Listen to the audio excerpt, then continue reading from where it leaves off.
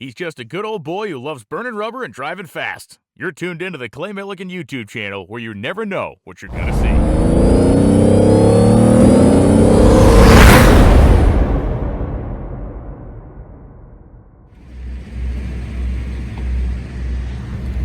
It is race day morning. Sun's up, barely. We're up, barely. We are going out here today and racing the points leader, Justin Ashley. Ain't no doubt about it, we're going to have to lay a run down. He's leading the points for a reason. Let's have a good day, y'all. Let's go racing. All right, driver intro time.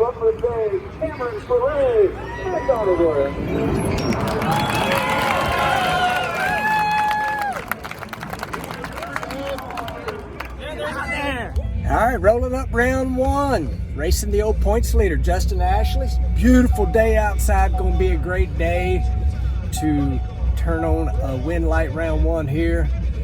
Shake up these points a little bit.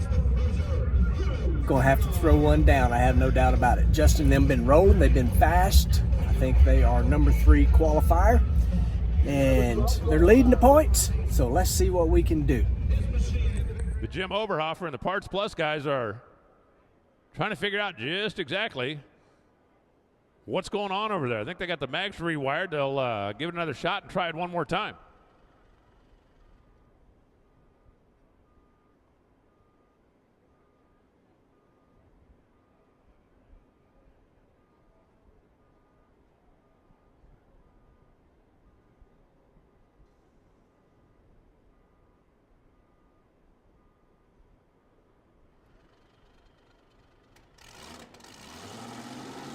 Running on gas and running on nitro. They were able to find the problem and get her squared away, so we will have a race here in round number 1. Justin Ashley is the point leader. He knows Brittany advanced. He knows Antron advanced. That is his 2 closest pursuers.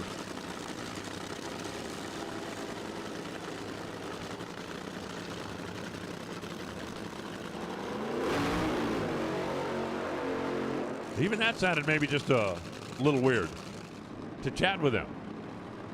But right now, the only thing Justin is thinking about is, I need the round win. I need the points. And he knows that Clay Millican, even though they struggled a bit in qualifying, that is not a pushover round number 1. If you're Jim Oberhofer, you got nothing to lose. So after struggles in qualifying, struggles firing up the car, Clay Millican's going to stage up, hit the gas. Well, I guess we'll all find out what happens together.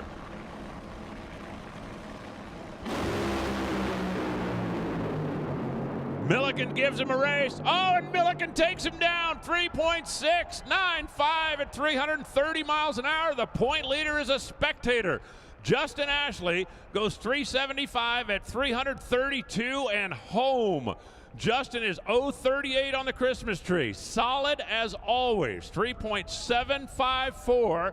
Not enough. Millican had not broken 200 miles an hour yet this weekend, but he just sent the point leader home. Joe. Struggles in qualifying in the rear view mirror. Jimmo, you just took out the points leader. Yeah, that's the way we planned it. We wanted to run those badasses. I mean, they've been so awesome all year, and we knew we had to go up there and fire a shot. And, you know, Rick Ware, he's such an amazing guy. He just gave us all the confidence in the world to get up there with the Settle-Brock car. And, man, that was cool. Had a little problem trying to get it started, and thanks to those guys for waiting on us, you know, and that's so many good people out there. Tommy D and Mike Green are such good people over there, and they're a great team.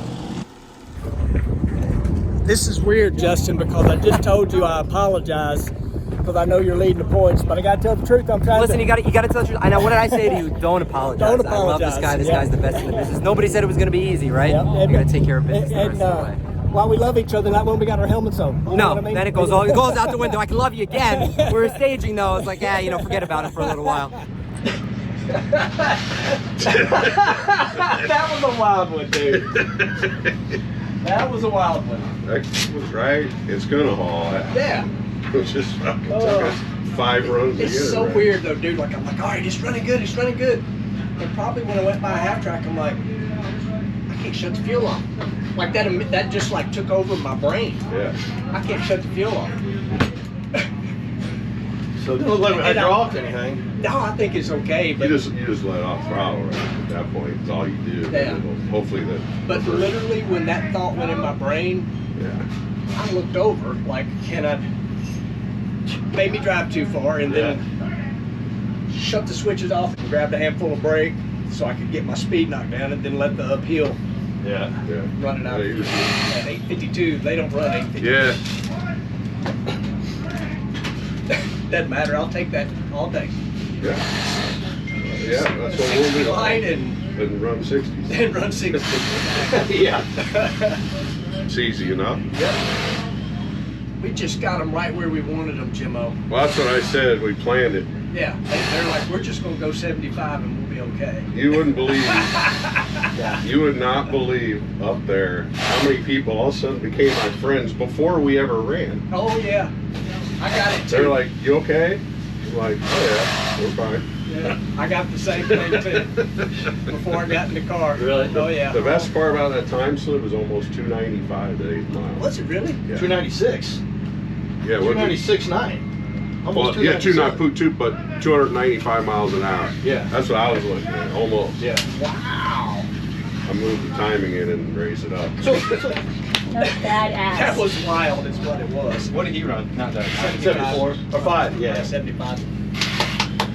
Well, let's put double E's on. Double E's? Yep. Yes, sir. I hit stop 10, 11, and 12. Kiss the back of 11, but I can fix it. Okay. And we'll run 32.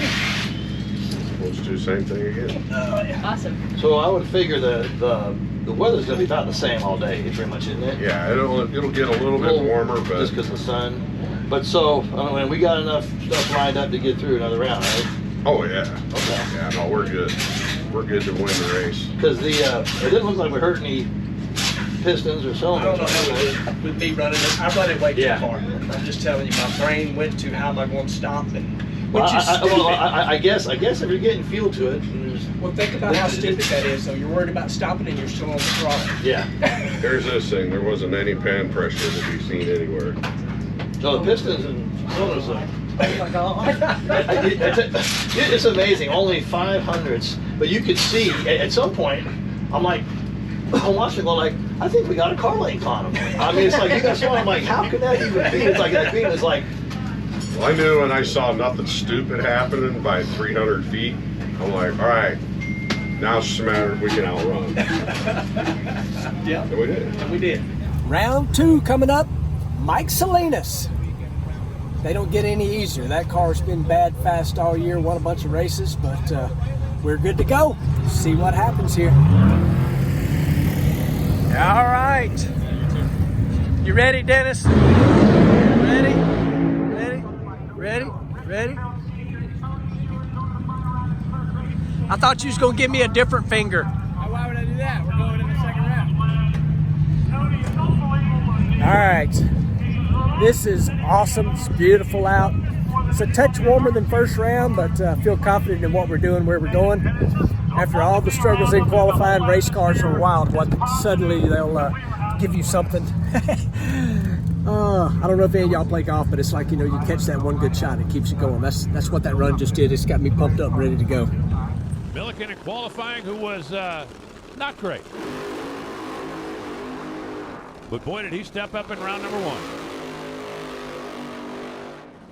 For Clay Milliken, Jim Oberhofer, you remember the car had problems starting in the first round. Once he got it fired up, they blistered a quarter mile at 369.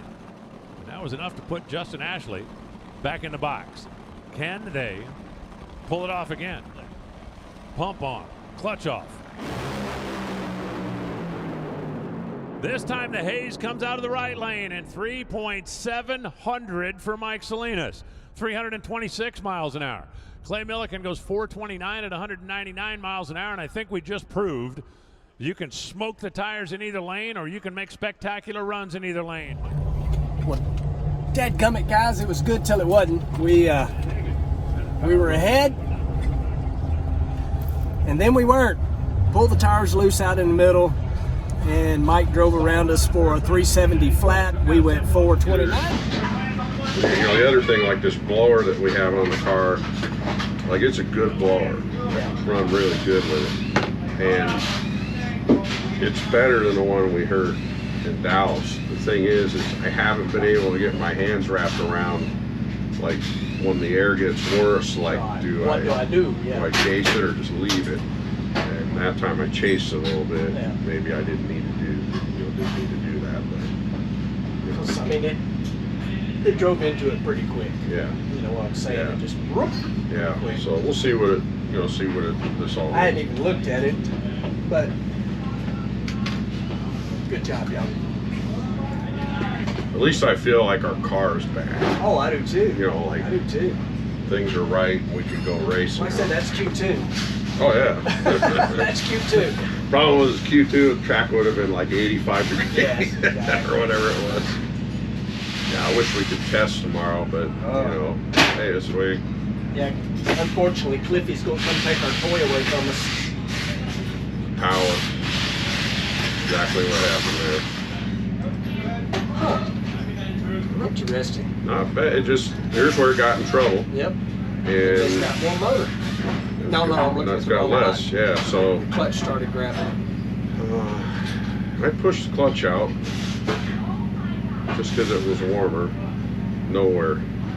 So the wear got on the low side. Yeah. Which is fine.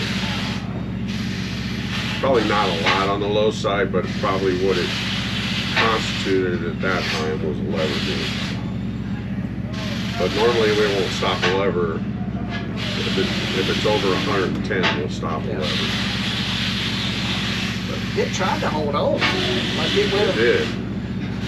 Tried. Gee, here. Broke number 12 lever Yes, at the 470. trunk. What's that? So we're 70, we're less than I thought. So that's so great. it accelerated it even more than I thought. Would that cause that to break, the lever? No, it shouldn't. It just broke. No, and it shouldn't have even escaped the bearing at that point, so it probably just broke.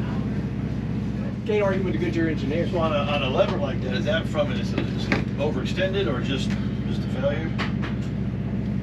I don't think it would be a failure. I mean, I don't know. I mean, you only pedaled it once, so I don't think that had anything to do with it. I wouldn't think anyway. It's not like we've never done that before. Some of these levers, we really don't know how many runs are on, do we? That is correct. And 12, we've swapped those out a few times trying to get one that would, we've mowed on some, so there's really no, I don't have an idea. Yeah. Not even a clue. But you have new ones in the new yes, cover? in the new cover. They're a little different. They are. But yeah, well, the new cover is needed. I think that the cover that we have probably has 800 plus runs on it. Yeah, well. But the problem just putting a new cover in is probably going to take 10 to 12 runs for us to get an idea of how it's going to react. I mean, that's my opinion. I don't really, I've never ran a brand new cover, but the deflection difference in it is going to be so different. So how do you work that engine? Well, you just got to go test it? Do you do a bunch of 60-foot launches or something? Or? Yeah, I mean, what I was hoping, if we would have done Good Friday here, we would have put it in yesterday to see how it all worked, and we could still do that at Pomona, if we do Good Friday, but that's. Or do we just carry that right into off-season testing? I mean, that's probably what the smart thing to do. Vegas, we know, is always wild. There's a lot of gambling going on, and I'm fixing to ask Jimmo. Were we gambling and positioning ourselves in qualifying the way we did, or what? It makes for a way better story than saying we just sucked through qualifying and, had some mistakes. But, what a weekend. We struggled to come back from that first round explosion we had in Dallas, and and it took us a while to get our stuff together, but when I left here at the track last night, I was confident in this team and what we can do, and I just said, hey, if we could put this thing together right, everything's right, we're gonna win. And it was a pretty cool feeling to go up there first round. I mean, we're not in the championship hunt really, but to be able to really make a big difference in the championship hunt going into Pomona. It was a pretty cool deal, you know, but what an exciting day, you know, first round. Second round was tough, you know, we lost that, but car's back, it's trying to run good, it's always trying to run good, and as you've told me many times, Clay, don't be bashful with this thing, so we try not to be bashful anymore. This car does not like a layup at all. You know, we've talked about that so much. I don't know what it is about this combination and this chassis, but every time we try to back off, it's not happy. Yeah, it's you know, when you talk about it, don't like layups and stuff, this thing wants, for all you old-time basketball fans, it wants Daryl Dawkins' Chocolate Thunder, rip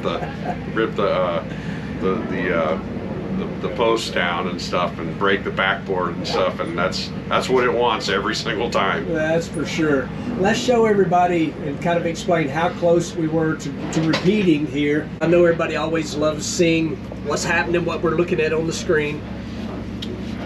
Yeah, so I'm going to put the tire spin up from both runs here.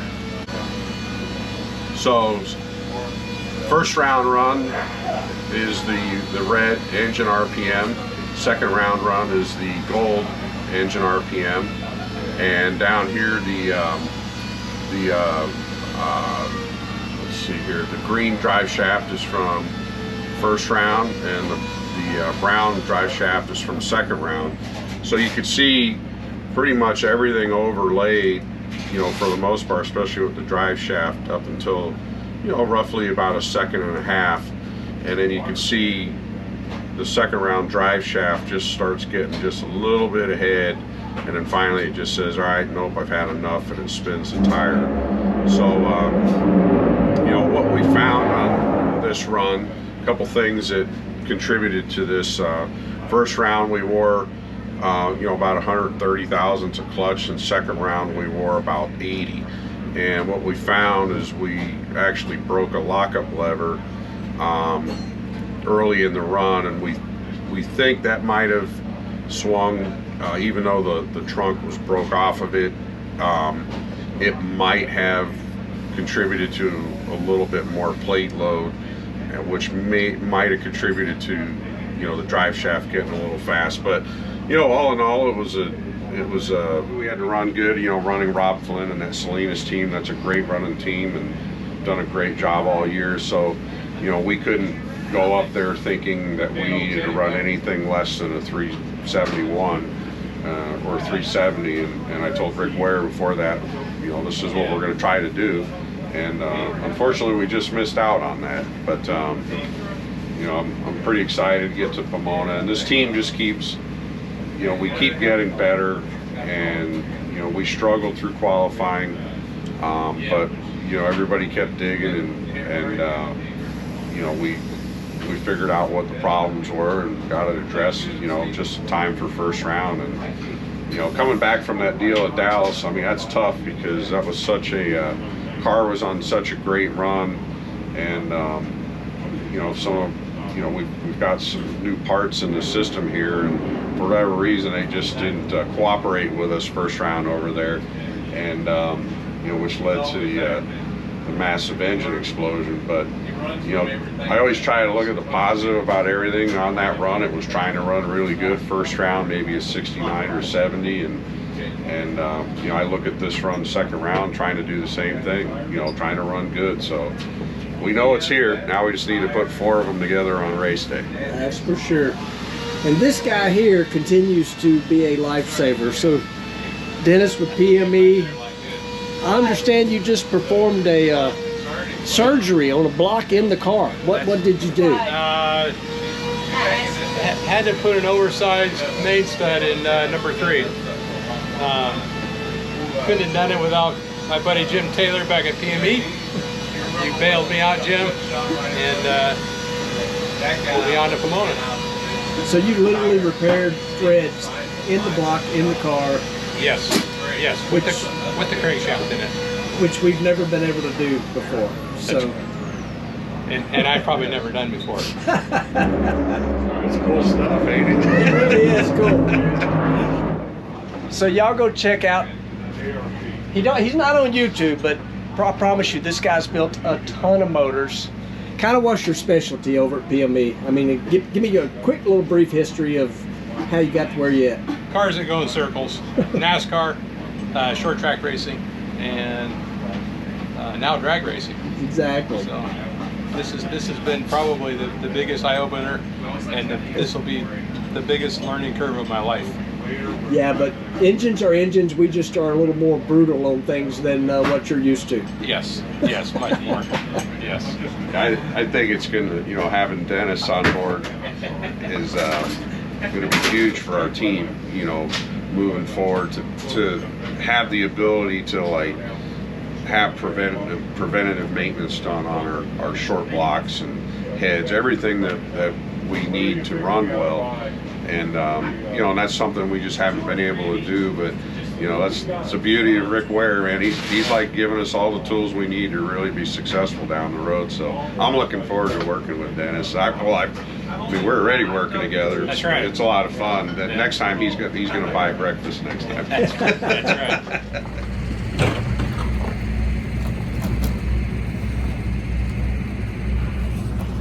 Monday morning, we are getting ready to put this thing into the SEMA show. Appreciate you guys watching, liking, subscribing, sharing, and you know you will be seeing stuff from the SEMA show with the dragster and with Dentley. See you guys in the next one.